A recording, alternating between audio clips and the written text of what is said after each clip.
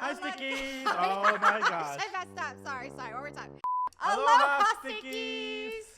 Welcome back to the Stick with Kaji Podcast. Sorry about that. Yeah, maybe it wasn't catchy enough for me to remember. I keep forgetting we're in Hawaii. Yeah. So welcome back. Today's episode, I thought we do like a blast from the past and tell you guys where I came from.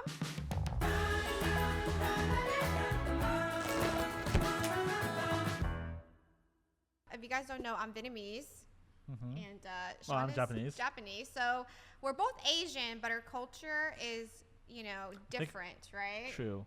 And, we forgot to introduce ourselves first. Oh, of course. I thought that's what you like to do first. Of course. See what I mean? Okay, I need more practice. I'm Luann. You can follow me here on Instagram at Luann Kaji. And I'm Sean. I don't have anything, but you can follow me on this empty space right here. Or you can follow us on RyansFanFest.com. Well, not really follow us, but join us on a virtual fan fest. It's fun for the whole family. You can register. It's actually just next week, so please register and join in all the fun at RyansFanFest.com. There will be lots of, games and interactive things for the family to do. We've been, working really hard at it. It's coming along, so it's just 1 week away. So for the fan fest, we're doing everything bigger scale. We do science experiments just like our channel, but at a bigger scale ever than before. So you guys can check it out on our fan fest event. And there'll be multiverse version of me, and then Me too. Ooh. I don't even know what that means, but you guys will find out next week. Okay, so now let's stick to the topic. Today's topic is how I came to America. So I wasn't born here. I was born in Vietnam, and Sean was born in Japan. And just by chance of everything happening, we just both met each other, in America at the exact right timing, I guess. I know, right? Like, I was born in Japan, so actually we were a lot closer, right? When we were born, right? Because you're in Vietnam, in Japan, and we're relatively close, both of them in the Asian country, and somehow both of us ended up being in the U.S. and met each other. Right. So people always say everything happens for a reason, and maybe they're right, or else if we would have never met, we wouldn't have had Ryan or Emma and Kate, and I can't imagine, my life without them. And you, of course. Oh, okay, thanks. You, of course. I was waiting for that then. I was born in Vietnam, and, we didn't have an easy journey coming here. I don't know if you guys ever heard of, the Vietnamese boat people. That's what I am. My family actually escaped Vietnam by boat, in order to come here. And I had shared this story with Sean before, but I was sharing with Sean the story of how my mind worked when I was 4 years old. So bits and pieces of what I remember from the time where I was 4 and 6. That's when I left Vietnam. And recently before this podcast, a few weeks ago, I actually had a conversation with my mom because, she's a lot older and she remember it from a more adult perspective. She has a better memory than a 4 to 6 years old. Mm-hmm. So there's actually a lot more things that I haven't even shared, Sean. So I thought today, since I'm sharing my story with Sean, I thought I'd bring you guys on the journey. Yeah, were there a lot of stuff that you didn't remember? No, I didn't at all. It was more crazier than I thought, so. And I thought the story itself by itself, that what she told me was crazy enough, so I can't imagine even more than that. Okay, all right, I'm ready. So let's start from the beginning, right? So a long time ago, during 1955 to 1975, there was the Vietnam War, right? Between South and the North, right? Right, Vietnam. My family came from the South. So it all came down on the day of April 30th, 1975, the fall of Saigon. That's when the North side took over the capital of the South side, Saigon. And then that's when everything changes. A lot of people from the South flee the country, right? A lot of them were able to be airlifted by the U.S. military out of the country. We didn't get that. And it was really difficult for us during that time because, number one, my grandfather from my mom's side, he was in the military and he had fought for the South. And then lost. Right. So because of that, they had taken him in and put him in what they considered a re-education camp. Oh, that sounds scary. Not type of education that I like. You know, and then later on when I talked to my grandpa, he said he had a really difficult time in there. They didn't give him a lot of food, right? I mean, he was living on like one potato a day sort of situation. That's the only thing he eats? Yeah, it's mainly potatoes. My gosh, Matt Damon, Andy, and Martian shouldn't complain. Oh my gosh, he's eating more than your grandpa. Yeah, and then he's saying that there were days where he's so hungry, he would just eat soap because that was the only thing in his cell that he had. So. Oh my gosh. And how long was he there? He were there for years. I can't remember what he said, but he was gone for a long time. And, you know, during that time, my mom said my family, because he was really a high-ranking official in the military, they actually have multiple properties. But because of that, they actually took out and confiscated everything that we had. So we were really poor. My mom had to drop out. She was in middle school. I think she said she was in 7th grade. She had to drop out of 7th grade to help my grandmother. Every day she would have to wake up at 3 a.m. to just go fish, you know, to make money. So they would fish together, and then they would go to the market and sell before school. And you imagine, you know, waking up at 3 every day to go get some fish and then go to the market early in the morning to sell those fish for money. By the time that my mom said she got to school, she was just so tired that she just, you know, fall asleep every day. And then eventually my grandmother, you know, because they had no choice, right? You know, they didn't have any money left. My mom was the oldest in the family. She has 5 other siblings to take care of. And so my grandmother told her, you know, I really need your help. So basically my mom ended up dropping out of middle school. Wow, that's so early on. Like she must be what, like 13 years old? Yeah, 12 years old. Oh, at that age, and then you stop going to school and start working. That's so early. You know, obviously when I talked to her again, she was kind of sad that she never got to experience what school life was like after that. So that's my mom's side. And then my dad's side, same thing. My grandfather during that time was a judge. Your dad's side, yes. Grandfather, yeah. Yeah, he was a judge. And anybody during that time that had any career that is they considered a higher up level that was influence, they stripped that away, right? So they stripped him from his judge title, and they actually put him in prison for a while. Too.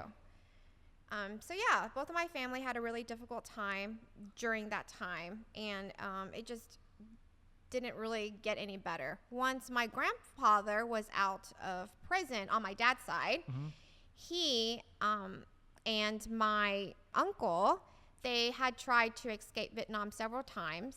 I think he told me he had tried at least, he might be exaggerating, but he said he felt like he tried at least 20 times to escape the country. Oh, wow. Every time they would catch him and then just lock him up for a few months and then let him go, and he would just try again. Gotcha. So, and it's just that desperate time, you know, you want to free the country. It's interesting to me because how difficult is it to escape from the country? So Vietnam is there, right? What other countries around Vietnam? Right. So here's the problem, right? Vietnam, if you guys don't know, I'll show you guys a map here. I'm going to show Sean the map so he can see too. So here's Vietnam, right? Look like an S shape. On top of Vietnam is China, right? That's a communist country, right? During that time, Vietnam was actually kind of in war with Cambodia. Oh, so you definitely cannot go across. Right. Also supported by China. Laos is a communist country in itself.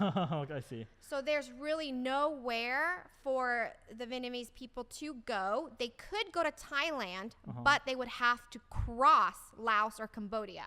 I see. Yeah, I'm looking at the map now. Yeah, it's a long journey to Thailand. So that's why you have to take a boat to escape, because through the land, it's a long journey. Right. So we felt like we had no other choice but to escape through the South China Sea and try to go to neighboring country. So a lot of places where they would try to go is Malaysia, Hong Kong, right? Thailand. They would try to go to Thailand. It's a long way, but, you know, the Philippines. Have anybody gone to Japan? Yes, I actually heard there were some people actually went all the way to Japan and even Australia. Australia? All the way from there? Wow. I don't know how they made it. If you guys are ever watching this video and you have made it there, I'm very impressed. And it's not like an expensive giant boat, right? What kind of boat was it? It's mainly really small fishing boat, right? Wooden fishing boat. I don't think you can go to Japan all the way from Vietnam to Japan with a fishing boat. I have no idea. Wow, that's how. impressive. Yeah. So anyway, so life was really hard for my family during that time. My dad was a math teacher. Oh, okay, that's also news to me. I didn't know he teaches math. Right. In middle school, he taught middle school math. You know, and same thing, he said that because of us, right, having a family that fought in the South Side and stuff like that, he thinks that our family is sort of like blacklisted, you know, where it's really hard for us to get a higher education or to get, even to go to college. They make it 10 times as harder for us to get accepted into college versus other people. And same thing. Yeah, I guess none of those influential jobs. So I guess you cannot get, right? Because you don't want to form a group. You don't want that person to form the group and restart the civil war again. So, so what kind of job can he get? He thought the best thing that, I mean, not like he doesn't like teaching, but you know, the middle school math teacher was what he landed upon. Oh, okay, so he could get the teaching job. Yes. Oh, okay, interesting. And then my mom, she didn't really work because she really didn't have a higher education. You know, she stopped going to school in 7th grade. Right. And they met, actually, it's a funny story how they met. My mom, this is later on, but my mom, after a while, she wanted to get a high school degree, like equivalent to like a GED, you know, you can take a test. And my mom actually found my dad as a tutor. Oh. And so I don't know what age or anything. I don't want to speculate here, okay? Oh. But they met. But she was older than... That's the important part.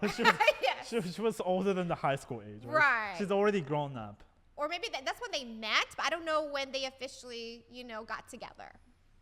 I'm not my story to tell, so I'm just saying that's how they met, was that my dad tutored my mom. Again, you know, like it's like about how long ago right, was it? It's a different time, like so 50 I years can't ago, say. You know, it's a different, you know, perspective, different right, I can't say. moral sense back then. But yeah, so anyway, long story short, my mom and dad felt that because they've been through it, right? They tried to have a better life and they felt like they couldn't. We were really poor. When they had me, we were living in a really small shack, in like a backyard. Like we had found somebody's backyard that has like a little small shack. Where you stole like those like equipment and stuff. Yeah. It was a very small room, and you know there were times where they said they had no money to feed me. So when I was younger too, they couldn't afford milk. And so I don't know why my mom said she did this. Again, I can't judge anything because we were really poor, but they would, you know how you have rice? And when you rinse out the rice, you get that milky water. I dump it out, Yeah, so that's what they used to feed me when I was little. Oh my gosh. Because I didn't know that's nutrient. Probably not. I'm sure my mom doesn't think so either. But I mean, when you're desperate, I don't know what else you can do. It's pretty much water. But it has a little bit of the carbohydrates in there. I guess. Yeah. Interesting. Okay. Right. So you can kind of see that's what we, had to live so with. So before even come to US, you guys are extremely extremely poor. Exactly. And so they thought their best chance for us to have a better life was to, leave the country. We have heard my grandfather finally, after 20th time, actually had able to escape Vietnam also by boat with my uncle. My uncle that Your time. Your dad's side? Yes. My uncle that time was 10 years old. They're Okay. able to also escape by boat, and they went to Singapore. Oh. And then I don't know their story of how they got to America. I know during that time there were people in America and other countries who would sponsor you to come.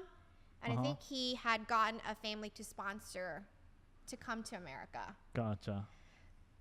So that's his story. But for us, you know, my mom and dad said we actually had tried to escape several times.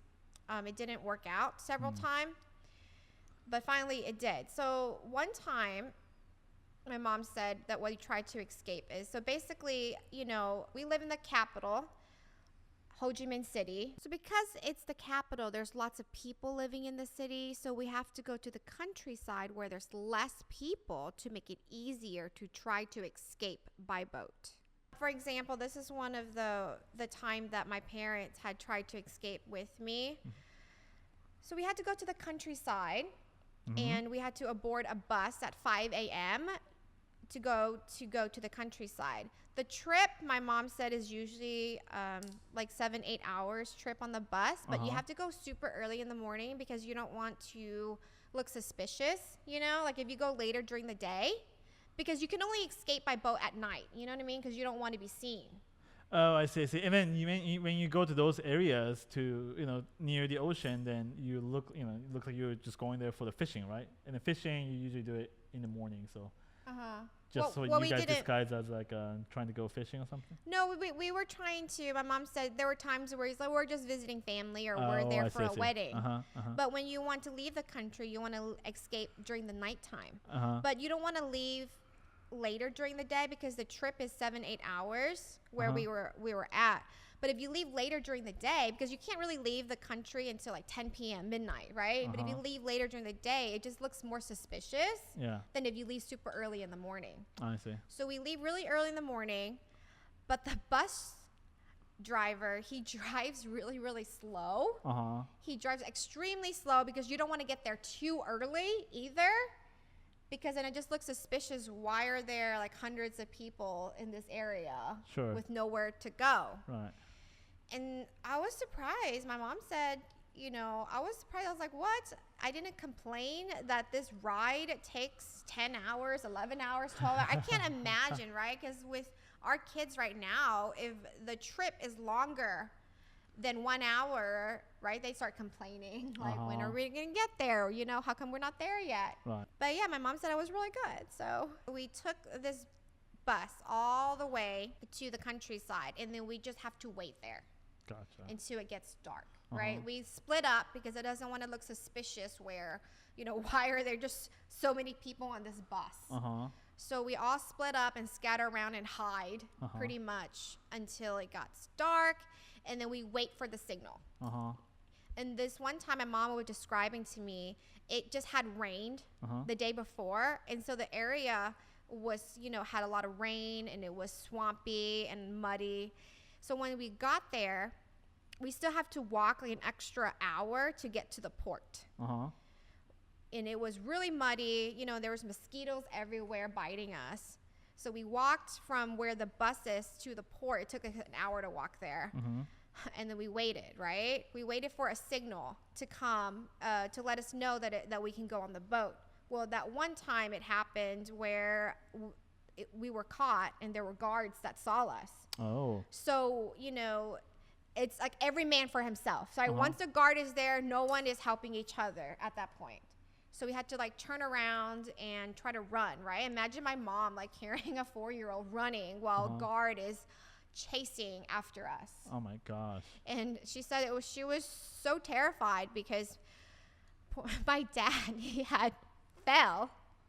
Because it was dark too. It was dark. And muddy, running. Right. Swampy, right? There's mosquitoes everywhere, right? There's guards all over the place. And my mom was, you know, she was praying because my mom, for some reason, she was able to carry me and run. But my dad, I guess he had trip and fall. And I understand your mom tripping because she's holding you, right, in the dark. But you dad fall. Maybe he couldn't see. Okay. So my mom, she was she was panicking so hard. She was like, at that moment, she didn't know what to do. She didn't know, should I just kept run with me, right? Or should she pause and help my dad? I see. Well, he fall down that bad, huh? Yes. He couldn't get up by himself. Right. Oh my gosh. And nobody is really helping each other at that point because again, everybody's for themselves, right? If you get caught, you'll be in prison, for one, and then number two, it's really hard to see. But luckily, we all made it out, and we actually had found a really nice family that lived nearby. We knocked on their door. We came in, and they were nice enough to let us change our clothes because we cannot pack anything on this trip because it'll weigh us down. You only go with just your clothes. Oh my gosh. No food or anything? No. I mean, they let us carry like little food, and I know like some people bring some cash, or they converted their cash to gold, but like they don't want you to carry anything big. Right. It didn't look like you're trying to go somewhere for long term. Right. Yeah. So that family was nice enough to let us stay for the night. And then everybody who made it out alive went back on the bus, found a bus to go home. And my mom said, on the bus home, people can tell that you were trying to escape because you look so tired, right? You look devastated and really sad. But everybody was very supportive of each other. They know the situation, so nobody told on us. You know what I mean? Yeah. But yeah, just stuff like that happens. We had tried many times, and then finally, the time where we made it out, same thing. We had boarded the bus at 5 a.m. We went to the port and waited for the signal. We got on the boat, and when we got on the boat, there's guards everywhere near the port.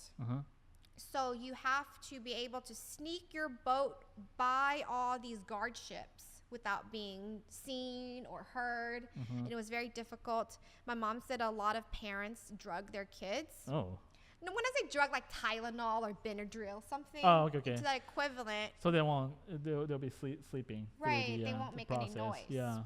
My mom said she didn't drug me because we had tried to escape many times before, and she felt like I was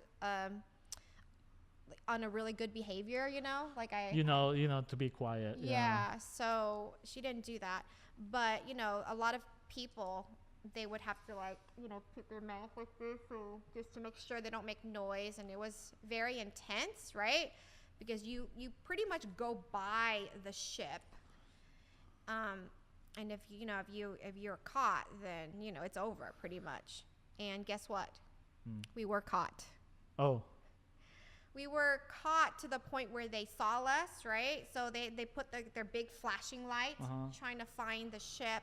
But luckily, our captain of the ship, the pilot, he was actually really good. It's unfortunate that a lot of other ships have really inexperienced pilots. Is it called pilot, or what is it Captain? Called? Captain. Yeah. So it's unfortunate that other ship has captains that are really inexperienced. But for us, he was really good, and he was able to maneuver the boat out of sight. So the advantage we had was that. Oh, so there's like a flashlight going, and he trying to steer the ship away from it. Yeah. Oh wow. So the advantage was that we can see them, but they can't see us. Right, because they had lights flashing. So right, but you guys have no lights on. Yeah. Right. So that was a very intense moment, but luckily we got away. God, it's like a Mission Impossible. Like it's like a movie. So that was day one, right? Day two, we were spotted by pirates. My gosh, like not the R kind of pirate, right? Thai pirates, sorry. Thai pirates. Yeah. Okay, so it's gonna be really difficult for me to visualize what Thai pirates look like. Okay, and then they're kind of targeting those people who. Right, they knew that these Vietnamese people are escaping by boats, right? So if you're escaping, they have like gold, right? And they some have kind of money with them. Right, they have a sort of possession on them that's worth something. Yeah. So they actually was chasing us, and luckily, right when we're about to be caught, there's like a giant storm came. But before that, my mom said people on the boat, right? Like whatever religion you are, if you believe in Buddha, you pray to Buddha. People who believe in God pray to God. There's some people who had like a little bit of food with them. And when you're desperate, I get it, right? I'll eat that last piece. Yeah. No, they're not eating the food. Really? Okay, never mind. Maybe I'm different. No, they were offering the food to like they were throwing like food to the ocean as offering, for God. For God. Well, I mean, I don't know what people's religion are, but my mom was remembering seeing some people just threw a little bit of food, like a peace offering to the gods, like please save us, Oh, yeah, that makes sense. Okay. And so again, we escaped because a giant storm came. And because the storm came, we were able to get away from the pirates. But the thing is, that storm was so bad. We had a giant barrel of water for everybody to share. That barrel got destroyed in the rain. Oh, no. So it got broken, and all the water just... So you guys lost the water supply. Yes, we have no water supply. We were on like a really small fishing boat, and it was close to 400 people on this boat. Oh my gosh. Everybody was like pretty much stacked on top of each other. People always use the example like sardines, like a can of sardines. You know what I'm talking about? Yeah. So I people were just laying on top of each other. Oh, like cans, canned food on top of each other? No, the fish inside. Oh, I see. And there were 2 layers of the boat, so a lot of people had to be on the bottom boat where it's dark and you don't see anything. But my mom and my dad had to stay on the bottom, I think because he's a guy, and my mom and me, we were lucky enough that we were on top. So a lot of time I asked my mom, where's Dad? And my mom had to say, well, he has to be down there, he can't come up. Oh my gosh, yeah. But we had a really difficult time, right? We ran out of food. And, I still feel very fortunate that we're able to escape without being captured by the guards or pirates, because a lot of ships got captured by pirates, right? And they taking your things is what you want, right? Just taking your things, right? That's like the lucky people. Right, there's some people who they have captured. It was really hard. So I feel very blessed that we were able to escape, because a lot of people didn't. At the end of it all, when I learned about it in school, there were a total of close to 800,000 Vietnamese people had tried to escape by boat. And it was estimated that, all the way up to, it could be 50% of them did not make it out. They die by sea, due to starvation, no food, right? No water. Due to the storm, right? A lot of storms, so their boat would... The turnover. Yeah, right. Yeah, so due to the storm, their boat would turn over and they would drown at sea, or pirates would get to them first. Right. So I feel very lucky. And, my parents, even knowing all of that beforehand, they still thought doing that was the better option for us. So I can't imagine the mindset of what these people have been through. For us too, right? We're parents now, and I can't imagine, because Emma and Kate, they're both 5 now. I have left Vietnam when I was 4. I can't imagine taking that kind of risk and journey, knowing that we have such young kids. Yeah, I mean, even coming to Hawaii, I had to think many times, right? Making sure, what are the risks and what are the possibilities once we move to Hawaii. So, moving to the different country, escaping the country is another thing. Because once you escape, then you don't have the, citizenship, right? Right. Where you grew up. So you don't have the home country anymore after that point. And you're willing to take that risk. It's a big thing. Because, that matters to me, right? Because I've been living in the U.S. for over 18 years, and I'm still hanging on to my Japanese citizenship. I can apply for the American citizenship anytime, but I'm still holding on to it because that's my identity, and I like to keep it that way. But you guys giving all those things up, all the house and all the friends, you give up all those and then escaping to the new locations. Right. I mean, even my grandpa, my grandpa had passed away recently. Your dad's side. Right. And it was really sad because, he left Vietnam. And, I mean, he was a lot older than me when he left, right? And, Vietnam was his country.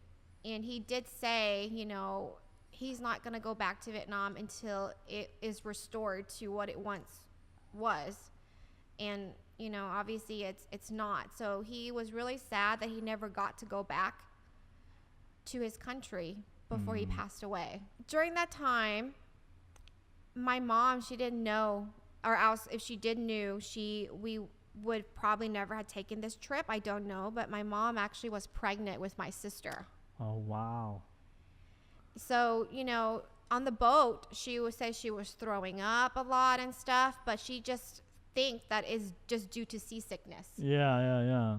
So on this boat, right, a lot of people had seasickness, and she was remembering it, you know, it didn't smell really good because everybody was throwing up on top of each other. Oh. And, you know, I actually had kind of vaguely mentioned this story to Ryan the other day.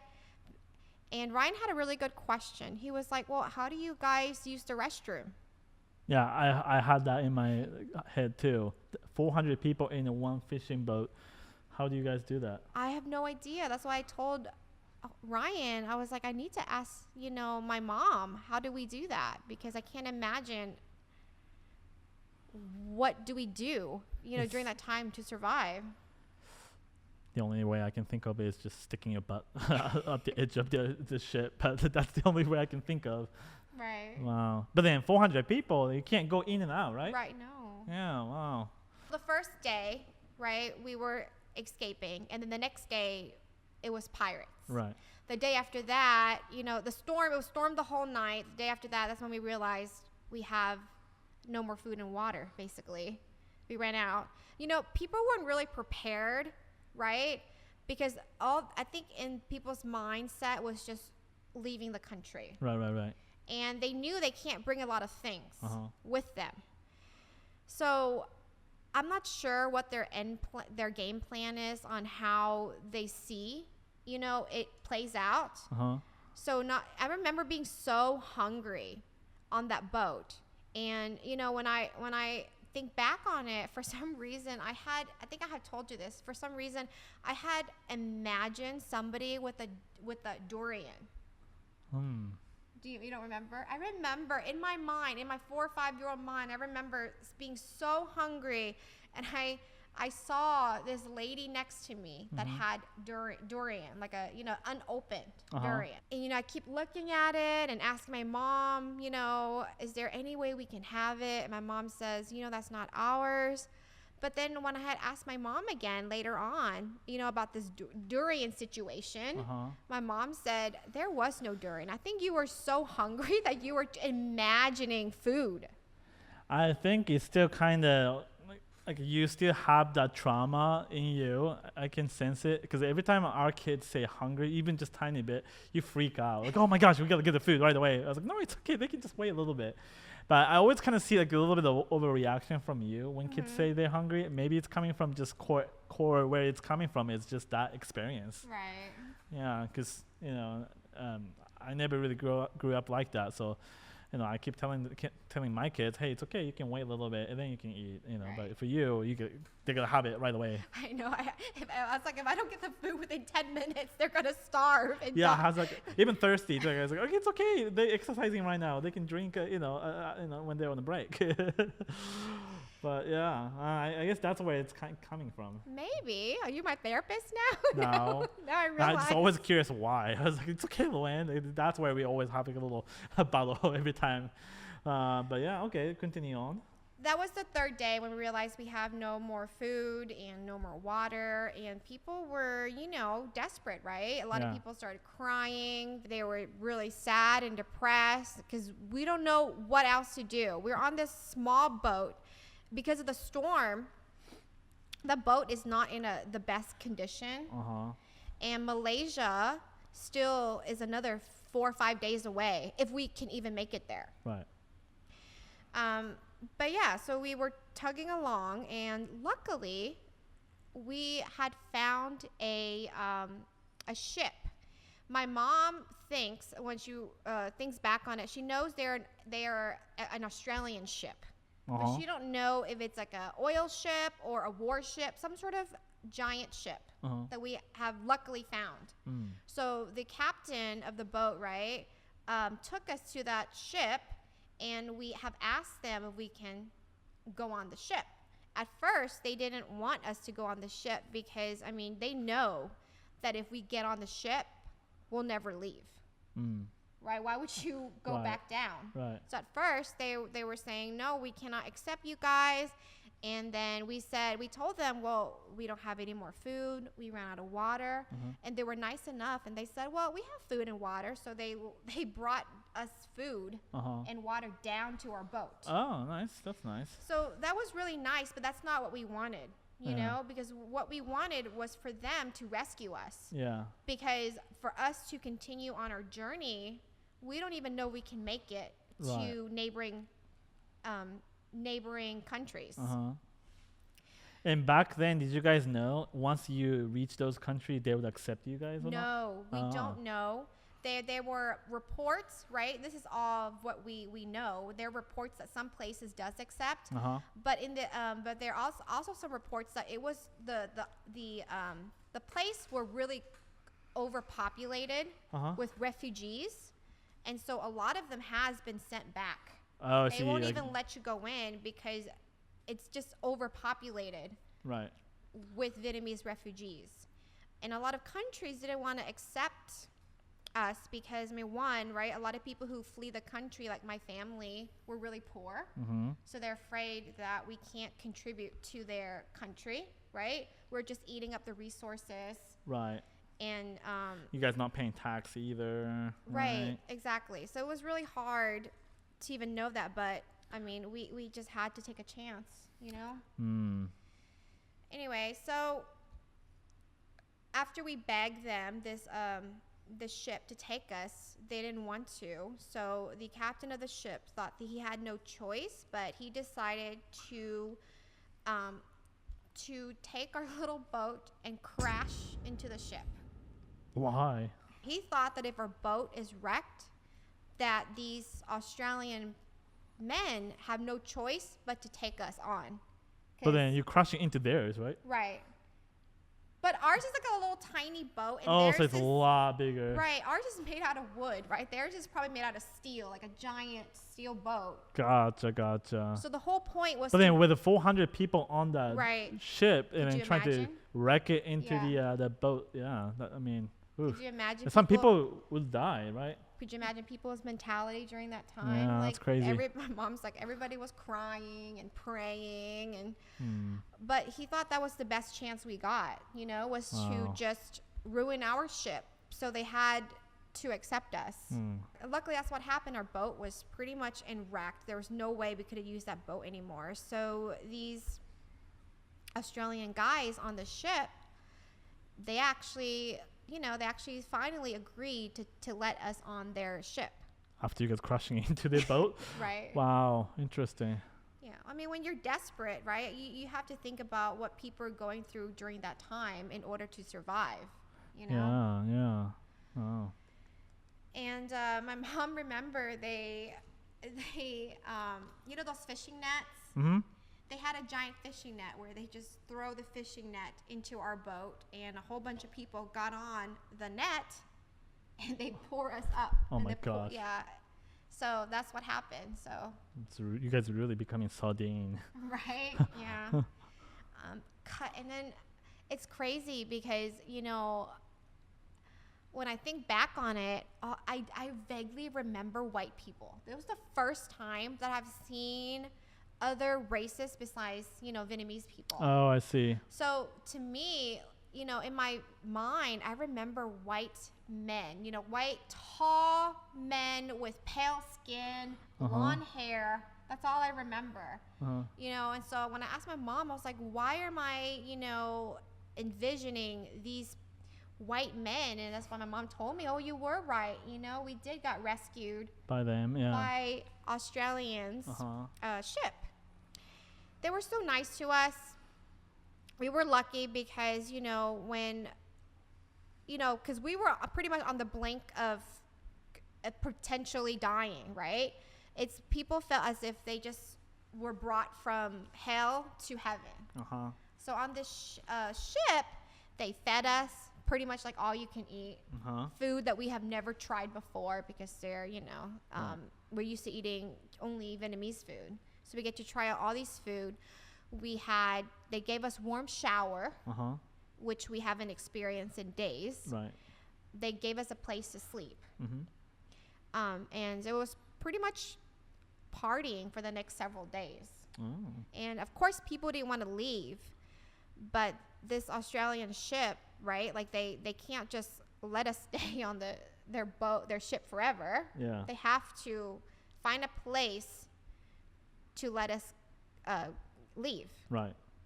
So they actually take us to Malaysia. So not even Malaysia. So it's actually this little refugee camp called Pulau Bidong. It's like a tiny little camp. Oh my gosh, it's so tiny. So there's Malaysia, and if you zoom all the way in, there's the island that they drop us at. Oh my gosh. So that's the island that we went. It was, and then again, people had my mom felt that if they just went to heaven and then now they're dropped back down to hell. A lot of people name this Hell Island, but for me and my family, we call it Hope Island, right? Because it really did give us hope that we could potentially, find a new place to call home. But this camp is not a permanent place. It's a refugee camp. So basically, the United Nations had convinced other countries, right, like France, Britain, Canada, U.S., Australia, to accept these refugees. So this place, this island was just like a temporary place. Until you guys find a new home. Right. Yeah. This place where, you can apply to different countries. And if they accept you, then you can, go to their country. Gotcha. And what's the time limit for you guys to find a new place? They don't let you stay for a long time, right? People have been there for years. We actually stayed on this island for, my mom said, 8 months. Okay, so you guys pretty lucky then, comparing to other people waiting for years.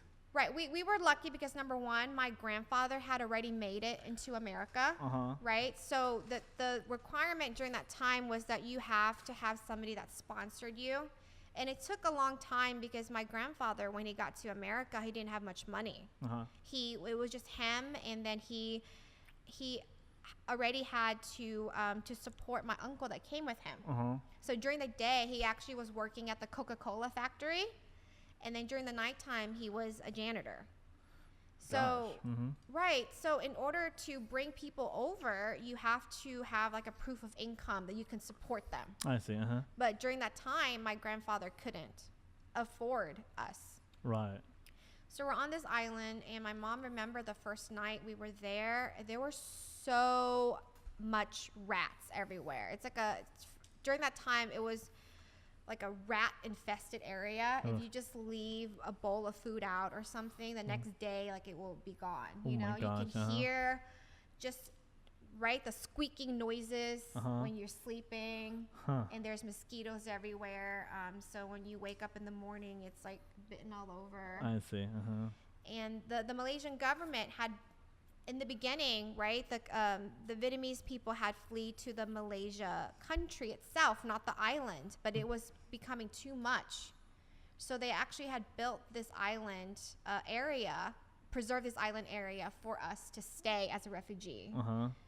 So it was nice of them to do that. And they were volunteers there. They even had some guards there on the island to help us. But it was really overpopulated. That island was meant for about 4,000 people to stay, and at one point there were over 40,000 people that stayed there. And sure, the island is big, but the living space where you can actually stay, because most of the island is just like a forest, or like uninhabitable area, but the place where you can actually stay, it's just the size of a football field. So can you imagine like 40,000 people trying to live in that football field area? So you guys just all side by side next to each other. Yeah, so we live in like a little long hut house, right? When we first got there, they had put us in this house. It's like a small room with like 20 people in there together. It was, it was really tough for us there. Hi, Future Luann here. I just want to say I'm so sorry for the bad audio going forward. I kind of forgot to save the audio, so what you're hearing is the audio from the camera. Sorry, but continue watching. So yeah, back to topic. When we got to the island, a lot of people did not want to leave the ship, right? Because they have seen how overcrowded, how overpopulated this island was, and people are living on shack, pretty much like on top of each other. But we had no choice, but we had to go there. I think this is a good ending, for part 1. It's getting kind of long. So part 2, next week I'll tell you guys about island life. What's it like there. The name was what? Bidong Island? Pulau Bidong. Pulau Bidong. Yeah. I'm so sorry if you're Malaysian and you're watching this and I'm saying it wrong. Yeah, and leave us a comment if you guys ever been to that island before. I would love to go back there one day. My mom and me and my sister, she was actually born here. Yeah, we thought later on in life, we really want to take a tour back on this island. This island now is a research center for the University of Malaysia. Sadly, a lot of the camp that was there, like all the stuff that was there, is gone. You can't even tell that over 250 Vietnamese refugees had been to this island over time. But they did leave some stuff up, some monuments and some pieces up where you could take a tour there. So I would really want to take the tour there eventually. Yeah, that'd be nice. Yeah. Later on in life. Three of you guys. Yeah. Oh, and your dad too, if he wants to go. Right. Yeah. But yeah, and also leave us a comment if you also experience a similar thing, escaping from the country, escaping from Vietnam, and we would love to hear your life story too. So leave us some comments and explain about how your experience was. Right, because I'm sure, there's many other people out there, just not from Vietnam, right? Other people from different countries that felt that they had to flee their country. Yeah, and it's interesting to hear it because we never had that, kind of in Japan, not many people escape from country. So it's interesting to hear Vietnam, not that many people escape the country. So yeah, let us know because, it's really interesting to hear other people's story and their experiences. And yeah, let's end the video here. Sticky word of the day, which I always forget. So the sticky word of the day is hope, right? Because that's what we call that island, the island of hope, because of that island where we were hopeful that eventually we would reach a place, right? A new place to call home, which we have in the United States of America. So thank you. The word is hope. In Vietnamese, it's called Maung. Maung. It was Maung Island. Maung. To me, the word Maung almost means what you wish for. It's another word of saying what I want, what I wish for, what I hope for. Gotcha. Maung. What about in Japanese? Kibo. Kibo? Yeah, kibo. Kibo. Yeah, that means hope. Yep, in Japanese. Kibo. Kibo. So yeah, thank you for watching this episode. Let us know your thoughts and feelings, and let us know what other topics we should talk about next. Yeah, and don't forget to subscribe. Thank you for watching. Bye, Stickies! Oh, wait. I forgot to say have a fantastic day. And then I don't know why I picked up the chopstick, but we just did. I'll hold it too, yeah. There you go. Bye. You're going to start using these chopsticks somehow in the show.